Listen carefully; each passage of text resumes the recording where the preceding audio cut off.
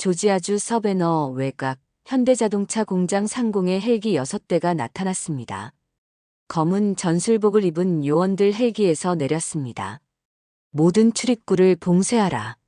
확성기에서 울려 퍼진 목소리와 함께 장갑차 12대가 공장을 포위했습니다.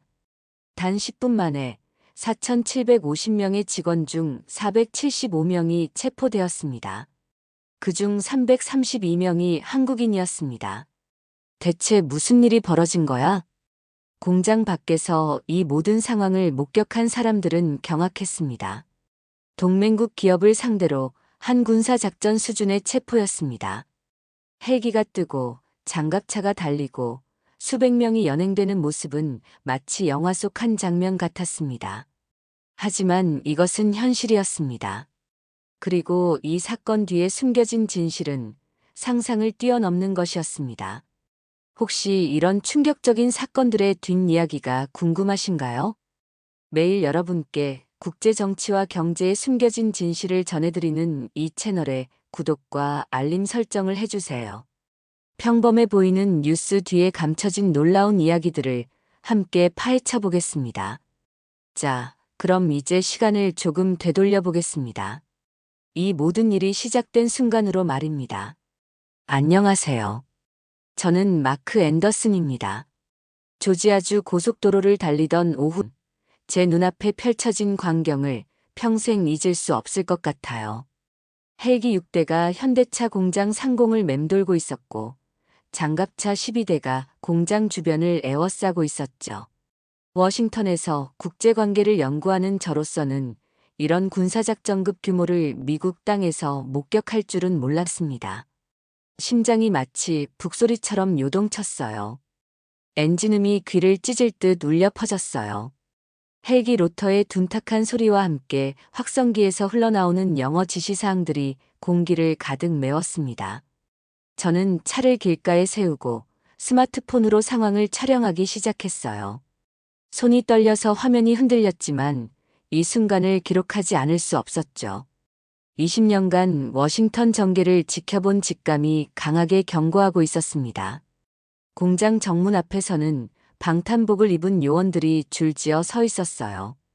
ICE 로고가 선명한 조끼들이 햇빛에 반짝였습니다. 그들은 마치 전쟁터에 나선 병사들처럼 긴장한 표정으로 무전기에 대고 계속 뭔가를 보고하고 있었어요. 저는 이런 대규모 작전이 단순한 불법 체류자 단속일 리 없다는 직감이 들었습니다.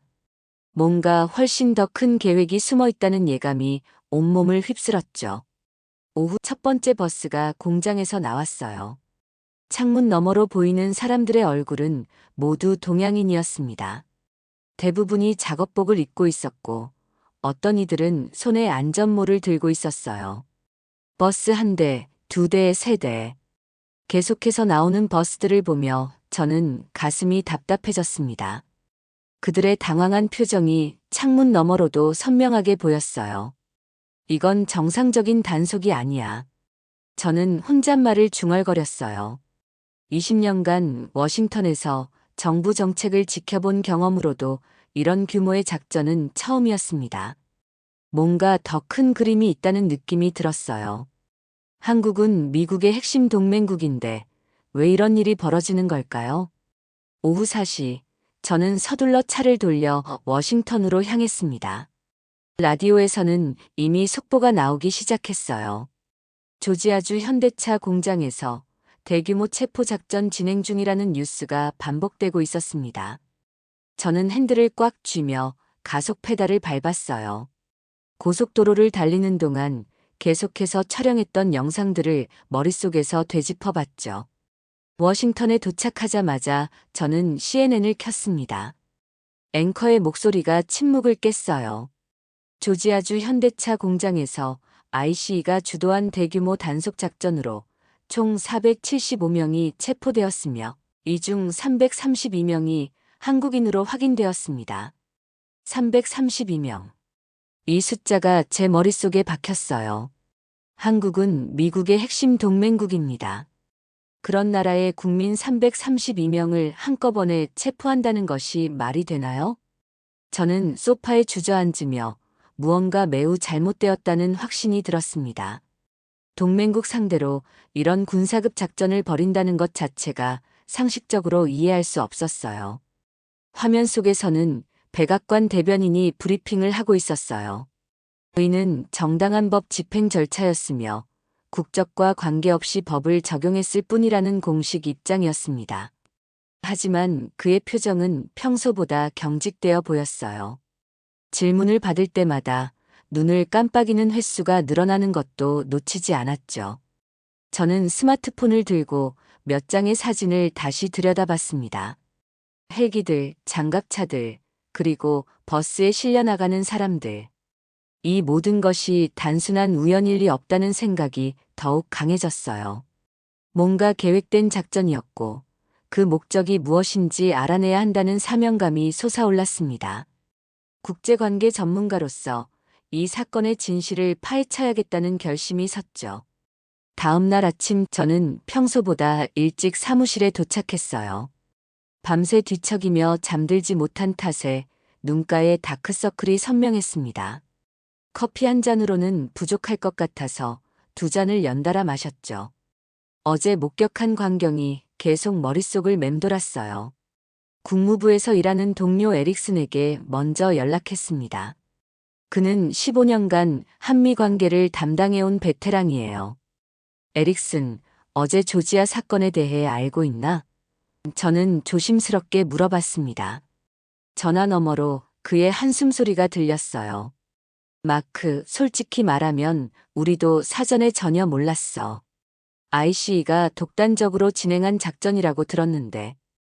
에릭슨의 목소리에서 당황감이 느껴졌어요. 보통 이런 대규모 작전은 국무부와 사전 협의를 거치는 게 관례인데 이번에는 그런 절차가 전혀 없었다는 거죠. 한국 대사관에서는 어떤 반응인가?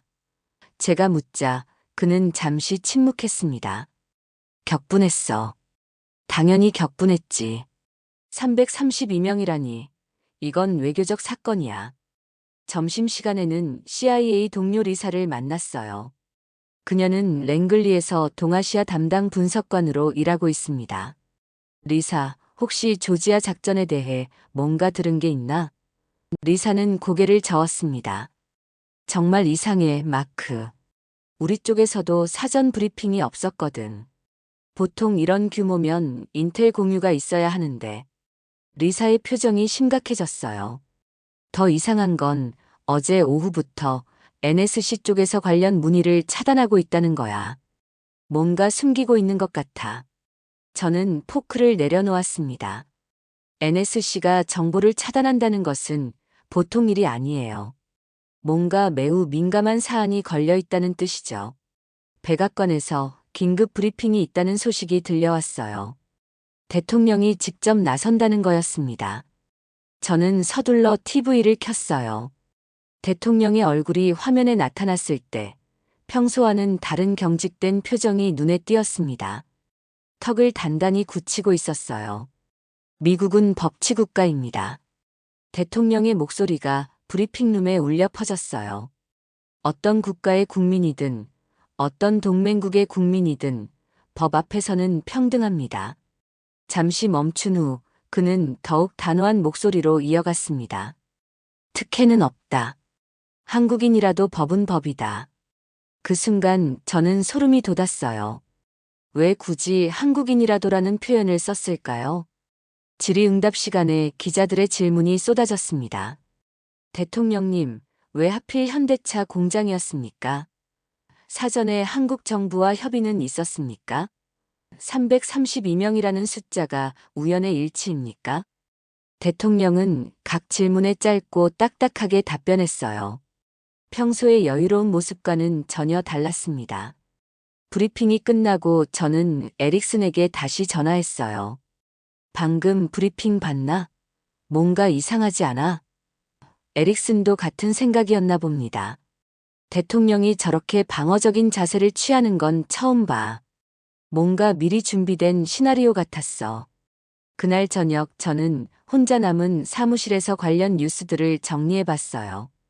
각 언론사의 보도를 비교하며 빠진 퍼즐 조각들을 찾으려고 했죠.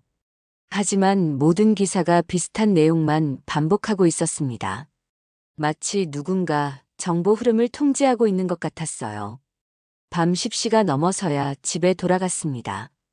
샤워를 하면서도 계속 생각에 잠겼어요. 정상적인 법 집행이라면 왜 이렇게 많은 의문점들이 생기는 걸까요? 왜 국무부도 CIA도 사전에 몰랐을까요? 왜 NSC는 정보를 차단하고 있을까요? 침대에 누워서도 잠이 오지 않았어요. 어제 목격한 헬기들과 장갑차들, 그리고 오늘 대통령의 경직된 표정이 계속 떠올랐습니다.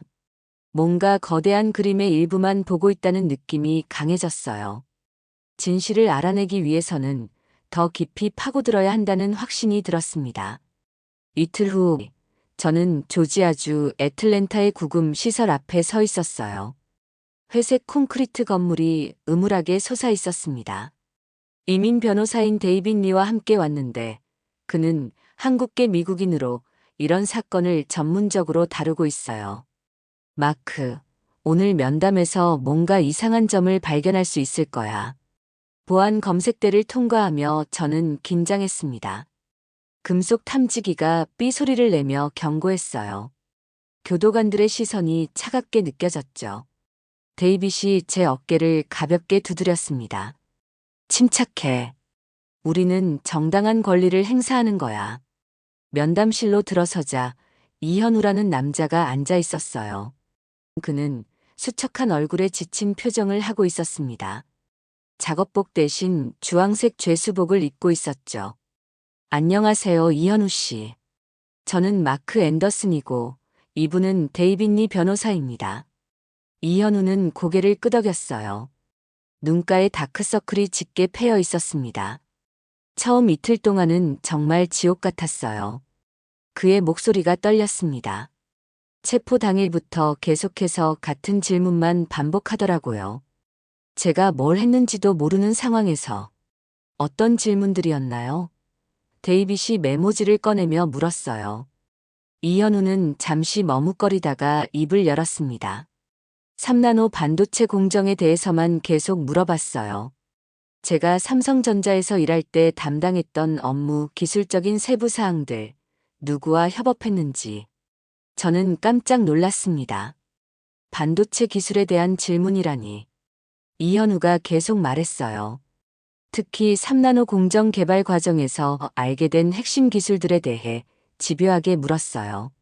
마치 제가 산업 스파이라도 되는 것처럼 말이죠. 그의 손이 떨리고 있었습니다. 전 그냥 현대차에서 자동차 부품 관련 일을 하고 있는데 왜 반도체 이야기만 하는 건지 이해할 수 없었어요. 데이빗이 펜을 멈추고 저를 바라봤어요. 우리 둘 다 같은 생각을 하고 있었습니다. 이것은 단순한 불법 체류 단속이 아니었어요. 혹시 다른 구금자들도 비슷한 질문을 받았나요? 제가 물었습니다.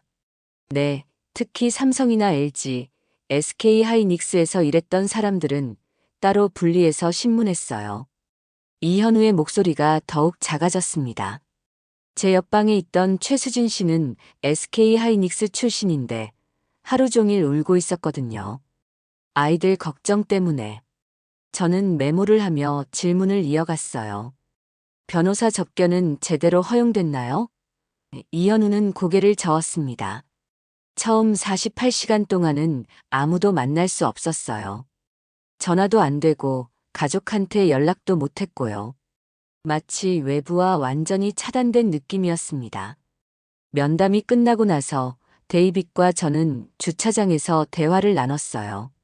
마크, 이건 명백히 기술 정보 수집 목적이야. 데이빗의 표정이 심각했습니다. 반도체 산업 종사자들만 골라서 체포한 것 같아. 그것도 3나노 공정이라는 최첨단 기술 관련해서 말이야. 저는 차에 몸을 기댔어요.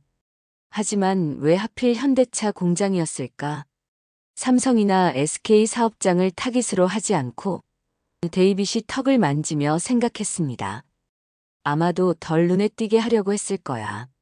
자동차 공장이면 일반적인 노동 단속으로 포장하기 쉽잖아. 그날 오후 워싱턴으로 돌아와 구금자 명단을 조사했어요. 대부분이 한국의 주요 기술 기업 출신이었습니다. 우연으로 보기에는 너무 명확한 패턴이었어요. 리사에게 전화했습니다. 리사, 혹시 최근에 반도체 관련 국가보안 이슈가 있었나? 그녀가 한숨을 쉬었어요. 마크, 지금 NSC에서 반도체 기술 유출 방지를 최우선 과제로 두고 있어. 그럼 이번 조지아 사건도 그와 관련이 있는 건가? 제가 물었습니다. 리사는 잠시 망설이다가 조심스럽게 대답했어요. 공식적으로는 아무것도 말할 수 없어. 하지만 최근에 몇 가지 정보들이 떠돌고 있긴 해. 한국 기술자들의 이력을 분석하고 있다는 소문이 있었거든. 전화를 끊고 나서 저는 온몸에 소름이 돋았어요. 동맹국의 기술자들을 감시하고 있다는 것인가요? 이것은 단순한 이민법 위반 처리가 아니었습니다. 체계적이고 계획적인 기술 정보 수집 작전이었어요. 332명이라는 숫자가 이제 더욱 의미심장하게 느껴졌습니다. 금요일 저녁 저는 포토맥 강변의 조용한 카페에 앉아 있었어요. 스콧 밀러가 약속 시간보다 10분 늦게 나타났습니다. 전 CIA 요원인 그는 5년 전 은퇴한 후 워싱턴에서 컨설팅 일을 하고 있어요. 회색 머리에 날카로운 눈빛이 인상적인 남자였습니다. 마크, 내가 조지아 사건을 파고들고 있다는 소식을 들었어. 스콧이 커피를 주문하며 말했어요. 그의 목소리는 차분했지만 긴장감이 감돌았습니다. 조심해야 할 것 같아서 연락했지. 저는 몸을 앞으로 기울였어요. 뭔가 알고 있는 게 있나요? 스콧은 주위를 둘러보며 목소리를 낮췄습니다. NSC 내부에서 뭔가 큰 작전이 진행되고 있어. 코드네임이 있더군. 코드네임이요? 제가 물었어요. 스콧이 가방에서 작은 USB를 꺼냈습니다. 아이언 체인이야. 쇠사슬이라는 뜻이지. 그는 USB를 테이블 아래로 밀어 넘겼어요. 이걸 받아. 하지만 절대 출처를 밝히면 안 돼. 제 손이 떨렸습니다. 이게 뭐죠? 스콧의 표정이 심각해졌어요. NSC 내부 문서야. 리처드 블레이크가 작성한 거로 알고 있어. 그 사람이 이번 작전의 설계자거든. 리처드 블레이크. 저는 그 이름을 기억했어요. NSC에서 강경파로 유명한 보좌관이었습니다. 왜 이걸 제게 주는 거죠? 스콧이 한숨을 쉬었어요. 이건 너무 위험해. 동맹국을 상대로 이런 짓을 해서는 안 된다고 생각해. 카페를 나와 집으로 돌아간 저는 서둘러 컴퓨터를 켰어요. USB를 꽂자 여러 개의 파일이 나타났습니다. 그중 문서를 클릭했어요. 첫 페이지를 읽는 순간 저는 숨이 막혔습니다. 목표 미국 내 한국 기술 인력의 첨단 반도체 기술 정보 수집 및 중국 유출 경로 차단. 문서는 매우 체계적으로 작성되어 있었어요. 우선순위 1, 3나노 공정 핵심 기술자 집중 조사. 다음 줄을 읽으며 저는 소름이 돋았습니다. 체포 기준 삼성, SK 하이닉스, LG 등 한국 반도체 기업 근무 경력 5년 이상자 우선. 현 직장과 무관하게 과거 이력 기준으로 선별. 이제 모든 게 명확해졌어요. 왜 현대차 공장에서 일하던 사람들까지 체포했는지 이해가 됐습니다. 문서를 계속 읽어 내려갔어요. 단계적 접근 1단계 현대차 조지아 공장 위장 단속, 2단계 텍사스 삼성 반도체 공장 3단계 캘리포니아 내 한국계 기술자 밀집 지역. 이것은 단순한 일회성 작전이 아니었습니다. 전국적인 계획이었어요. 가장 충격적인 부분은 따로 있었습니다. 정보 수집 방법 구금 기간 중 기술적 질문을 통한 정보 획득, 변호사 접견 제한을 통해 외부 누설 방지, 구금자 간 정보 교환 차단, 법적 절차를 악용해서 정보를 빼내겠다는 계획이었어요. 다른 파일을 열어보니 구금자 명단이 있었습니다. 총 475명 중 332명의 한국인 명단 옆에는 각자의 이전 직장과 담당 업무가 세세히 기록되어 있었어요. 이현우 삼성전자 반도체 사업부 7년 근무, 3나노 공정 개발 참여. 제가 만났던 그 사람이었습니다. 명단을 보다가 한 줄이 눈에 띄었어요. 최수진 SK 하이닉스 메모리 사업부 팀장, 차세대 메모리 기술 보유.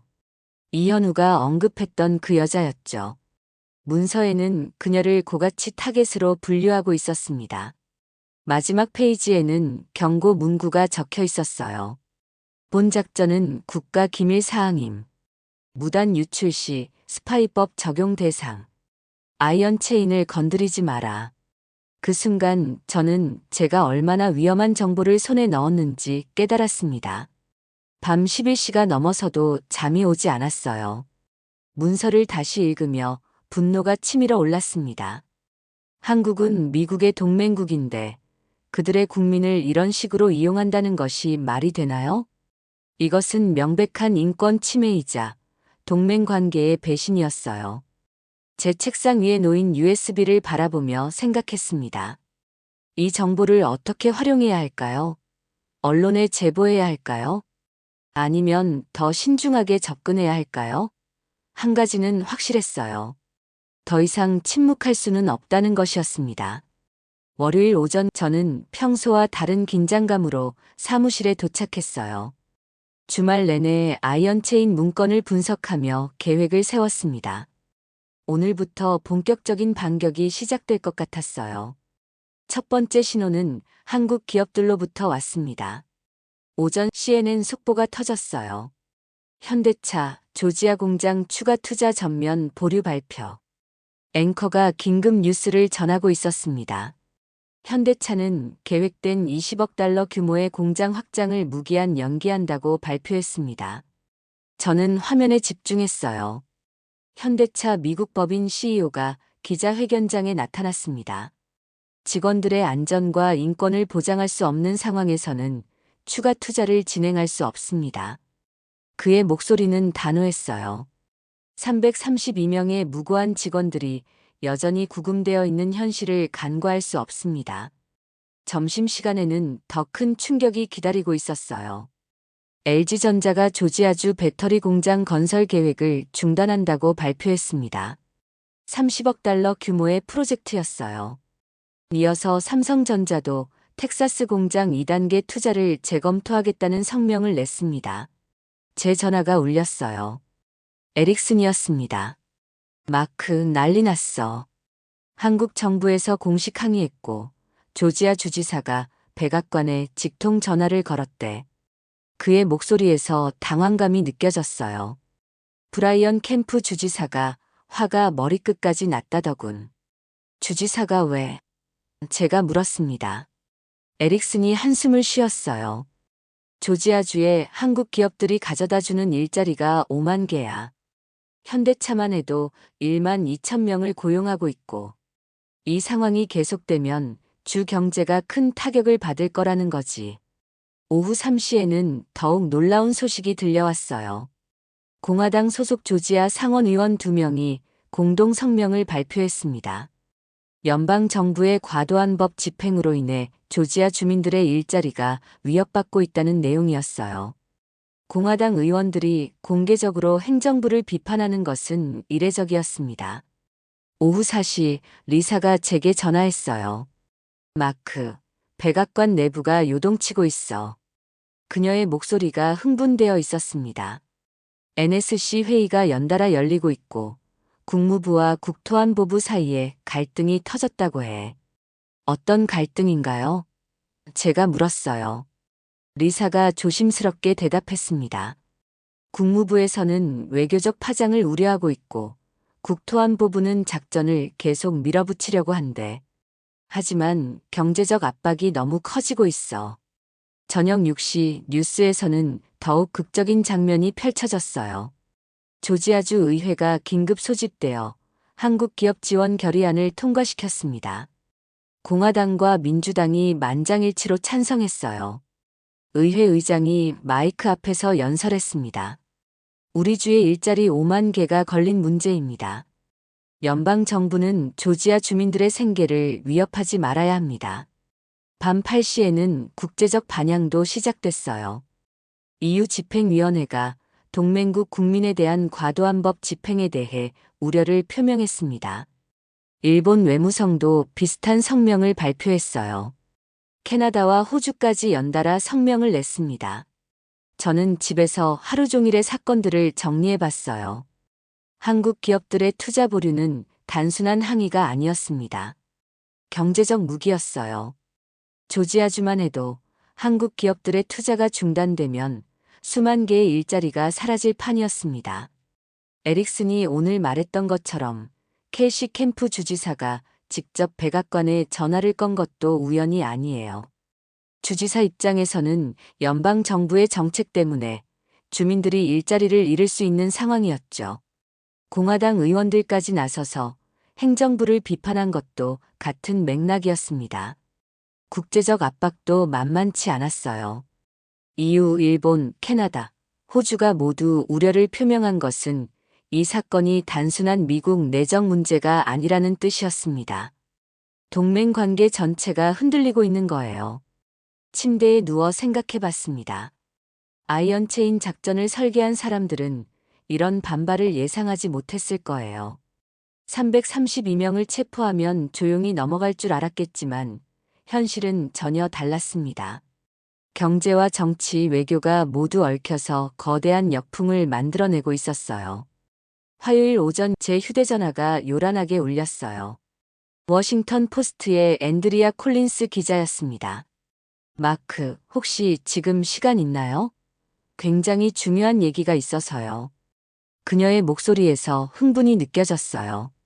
무슨 일인가요? 저는 잠에서 덜 깬 상태로 물었습니다. 앤드리아가 빠르게 말했어요. 조지아 사건 관련해서 내부 문건을 입수했어요. 오늘 일면에 터뜨릴 예정인데 당신 의견을 듣고 싶어서요. 제 심장이 두근거리기 시작했어요. 혹시 제가 건넨 정보일까요? 어떤 내용인가요? 앤드리아가 조심스럽게 대답했습니다. NSC 코드네임 아이언체인 작전에 대한 상세한 계획서예요. 한국 기술자들을 타깃으로 한 체계적 정보 수집 작전이었다는 내용이에요. 저는 서둘러 워싱턴 포스트 웹사이트에 접속했어요. 일면 헤드라인이 눈에 띄었습니다. 백악관 기밀문건 폭로 아이언체인의 실체. 부제목도 충격적이었어요. 한국 반도체 기술자 332명. 계획적 정보 수집 목적으로 체포. 기사를 읽으며 저는 소름이 돋았어요. 앤드리아가 정말 자세히 파헤쳤더군요. NSC 내부 문서에 따르면 이번 작전은 한국의 첨단 반도체 기술 정보를 수집하는 것이 주목적이었다. 백악관 대변인실에서 긴급 브리핑 소집 공지가 나왔어요. 평소보다 2시간 앞당겨진 일정이었습니다. 저는 TV를 켜고 브리핑을 지켜봤어요. 대변인의 얼굴이 평소보다 창백해 보였습니다. 워싱턴 포스트 보도는 사실과 다릅니다. 대변인이 단호하게 말했어요. 해당 문서들은 검증되지 않은 자료이며 악의적으로 왜곡된 내용입니다. 하지만 기자들의 질문이 거세게 쏟아졌어요. 대변인님, 문서의 진위 여부를 명확히 해주십시오. 리처드 블레이크 보좌관과 연결된 것이 맞습니까? 아이언체인이라는 코드네임 자체를 부인하시는 건가요? 대변인은 땀을 흘리며 같은 답변만 반복했습니다. 리사가 제게 전화했어요. 마크, 백악관이 완전히 뒤집혔어. 그녀의 목소리가 떨리고 있었습니다. NSC에서 긴급회의가 열리고 있고 리처드 블레이크가 소환됐다고 해. 블레이크가 뭐라고 하나요? 제가 물었어요. 리사가 한숨을 쉬었습니다. 아직 공식적인 입장은 없어. 하지만 내부 분위기가 심상치 않다고 하더라고. 점심시간에 더 큰 폭탄이 터졌어요. CNN이 단독으로 NSC 고위 관계자의 증언을 보도했습니다. 아이언체인 작전은 실제로 존재했으며 리처드 블레이크 보좌관이 주도했다는 내용이었어요. 익명의 관계자는 동맹국을 상대로 이런 작전을 벌이는 것은 명백히 잘못됐다고 비판했습니다. 의회에서도 움직임이 시작됐어요. 하원 외교위원회 위원장이 긴급 청문회 개최를 발표했습니다. 국가안보 명목으로 동맹국 국민의 인권을 침해한 의혹에 대해 철저히 조사하겠다는 성명이었어요. 오후 3시 30분, 결정적인 순간이 왔습니다. NSC 보좌관 리처드 블레이크가 사임 의사를 표명했어요. 개인적 사유로 인해라는 짧은 성명이었지만 모든 것을 말해주고 있었습니다. 저는 이 소식을 들으며 복잡한 감정에 휩싸였어요. 스콧 밀러가 건네준 USB의 내용이 이렇게 빠르게 현실이 될 줄은 몰랐습니다. 하지만 동시에 이것이 시작일 뿐이라는 생각도 들었어요. 한국 정부의 공식 반응이 나왔어요. 외교부 대변인이 브리핑에서 말했습니다. 동맹국 국민을 대상으로 한 부당한 정보 수집 시도에 대해 강력히 항의한다. 즉각적인 사과와 재발 방지 대책을 요구한다. 저녁 뉴스 시간대에는 각 방송사마다 특집 프로그램을 편성했어요. 아이언체인 스캔들이라는 제목으로 심층 분석 프로그램들이 연달아 방송됐습니다. 전문가들은 냉전 시대 이후 최악의 동맹국 간 첩보 사건이라고 평가했어요. 아침에 워싱턴 포스트 일면 기사로 시작된 일들이 하루 만에 이렇게 큰 파장을 일으킬 줄은 상상도 못했어요. 리처드 블레이크의 사임은 백악관이 더 이상 이 사건을 덮을 수 없다는 것을 의미했습니다. 하지만 아직 끝나지 않았어요.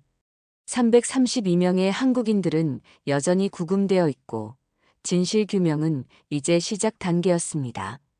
내일부터는 더 큰 싸움이 기다리고 있을 것 같았어요. 수요일 오후 4시, 저는 지하 주차장에서 이상한 낌새를 느꼈어요. 평소 보지 못했던 검은색 세단 2대가 제 차 근처에 주차되어 있었습니다. 차에서 내린 순간 양복을 입은 남자 둘이 제게 다가왔어요. 마크 앤더슨 씨죠? 잠시 대화할 시간이 있으신가요? 제 심장이 빨라졌습니다. 누구세요? 그중 한 명이 신분증을 보여줬어요. 국토안보부입니다. 최근 기밀 유출 건으로 몇 가지 확인할 것이 있어서요. 저는 침착하려고 노력했어요. 이런 일이 있을 줄 알고 있었거든요. 변호사와 함께 하겠습니다. 제가 말했어요. 그들은 서로 눈짓을 주고받더니 명함을 건넸습니다. 내일까지 연락 주시죠. 협조해 주시기 바랍니다. 위협적인 톤이었어요. 집으로 돌아가는 길에 계속 백미러를 확인했습니다. 검은색 차 한 대가 계속 따라오고 있었어요. 3번이나 우회전을 했는데도 여전히 뒤에 있었습니다. 저는 공포를 느끼기 시작했어요. 데이빗 리에게 전화했습니다. 데이빗, 국토안보부에서 연락 왔어요. 어떻게 해야 할까요? 그의 목소리가 심각해졌어요. 마크, 절대 혼자 만나면 안 돼. 내가 동석할 테니까 걱정하지 마. 저는 CNN 스튜디오에 앉아 있었어요. 앤더슨 쿠퍼와의 생방송 인터뷰가 10분 후에 시작될 예정이었습니다. 메이크업을 받으며 제 손이 떨리고 있다는 걸 느꼈어요. 하지만 이제 후퇴할 수는 없었습니다. 30초 후 방송 시작합니다. 스태프가 카운트다운을 했어요. 제 가슴이 두근거렸습니다. 전국에 제 얼굴과 목소리가 나간다는 생각에 긴장됐어요. 시청자 여러분 안녕하세요. 오늘은 아이언체인 스캔들의 핵심 증인인 마크 앤더슨 박사를 모셨습니다. 앤더슨 쿠퍼가 인트로를 했어요. 카메라가 제게 향했을 때 저는 심호흡을 했습니다. 박사님, 아이언체인이 무엇인지 시청자들에게 설명해 주시겠어요? 쿠퍼가 물었습니다. 저는 차분하게 답변했어요. 아이언체인은 한국의 반도체 기술자들을 타깃으로 한 체계적인 정보 수집 작전입니다. 동맹을 쇠사슬로 묶겠다는 뜻이죠. 동맹을 쇠사슬로 묶는다는 것은 무슨 의미인가요? 쿠퍼가 추가 질문을 했어요. 저는 잠시 멈췄습니다. 이 순간이 가장 중요하다는 걸 알고 있었어요. 미국이 동맹국인 한국을 진정한 파트너로 보는 것이 아니라 자신의 이익을 위해 이용할 대상으로 본다는 뜻입니다. 스튜디오가 조용해졌어요. 제 말이 얼마나 강력한지 모든 사람이 느끼고 있었습니다. NSC 내부 문서에 따르면 한국 기술자들의 인권과 법적 권리는 완전히 무시됐습니다. 332명의 무고한 사람들이 정보를 빼내기 위한 도구로 취급받았어요.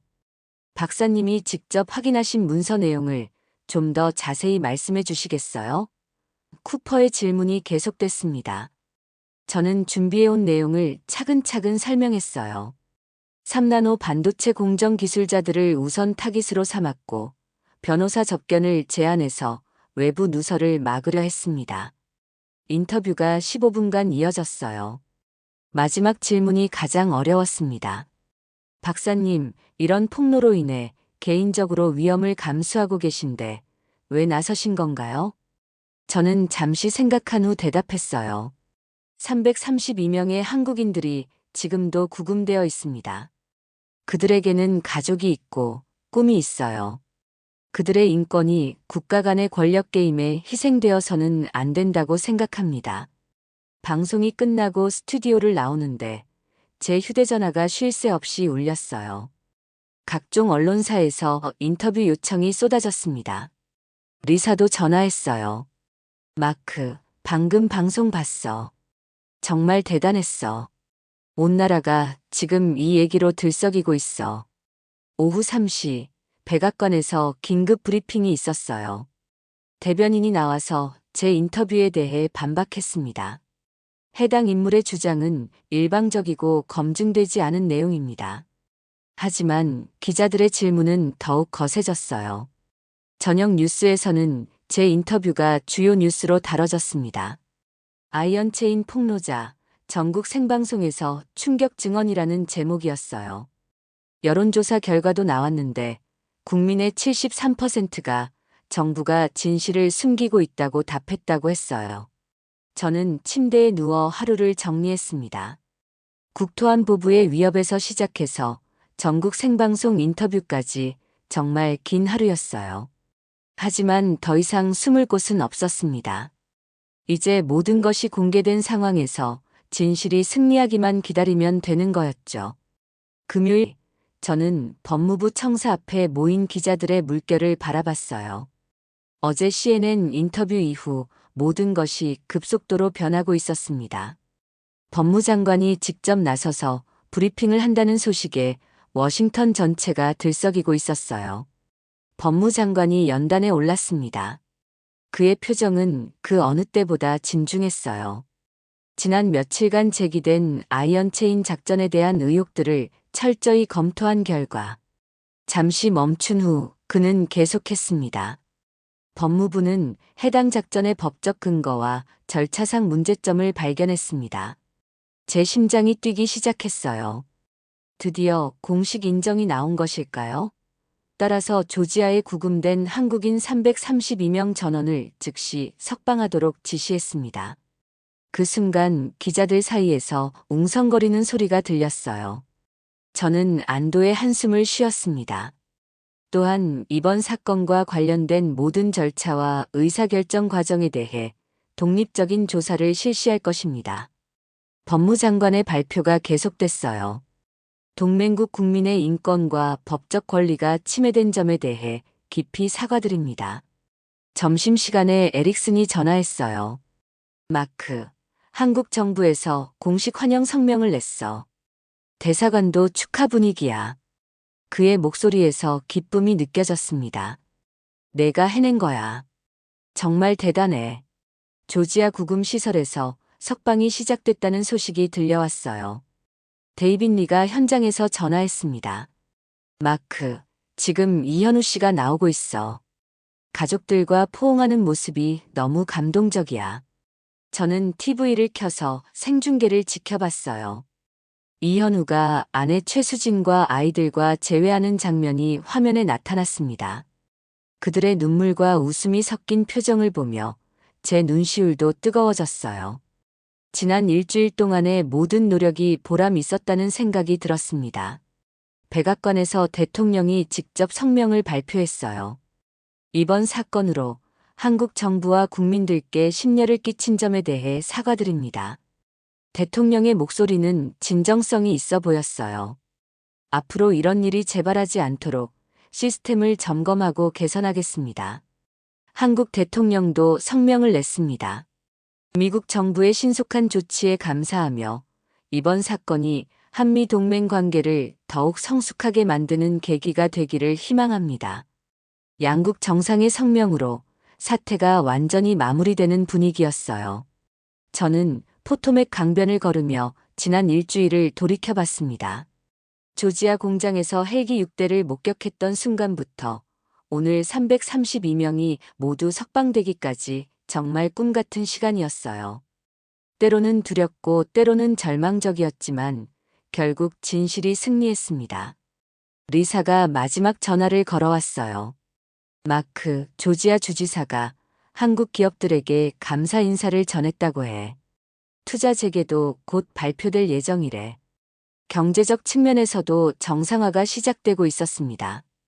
집에 도착해서 뉴스를 보니 전국 각지에서 축하하는 분위기였어요. 한국계 미국인 커뮤니티에서는 감사 집회를 열었고 시민단체들도 환영 성명을 냈습니다. 정의가 승리했다.